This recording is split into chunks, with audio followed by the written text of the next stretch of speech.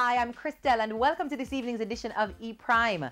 Country Wedding is the latest production from Dahlia Harris's DMH Productions. The Phoenix Theatre was lit with laughter as the cast delivered an immaculate performance with a well-thought-out storyline, and we have for you the highlights. I never imagined that Jamaica would have come to this. So much crime, my God, and violence. Who knows the people that walk with green in their mouth? How they teach them and pretend so nobody not teach them out? How really never know the use of education in Kentucky? Now I come from a town. You mean from the poor Jamaica, man? Scammer them there. Negative. When they hear my voice, so boom. I like ABC.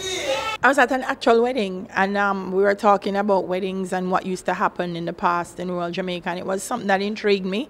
And so I did a bit of research, and the more I did the research, the more I felt it was something that really needed to be shared, because I felt we had lost that sense of community that comes from country weddings. For DMH Productions, we've done several shows with Valeria and Dion, so you know the capacity that they'll bring to the table.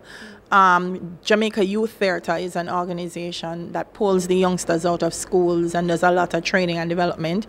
And so I spoke with Aston Cook and I said, look, I need some youngsters for the show. So it was knowing the capacity of the actors, that they'd be disciplined, that they would respect the traditional forms, because that was very important, and put in the work, and really that's how I put the team together. Most of the shows we do are benefit performances, so we partner with charitable organizations, church groups, even some individuals who are trying to raise money for medical purposes, and we split the gate. They get 50%. We don't just entertain audiences, but we actually give back to a lot of groups here in Jamaica. I want to see more spaces.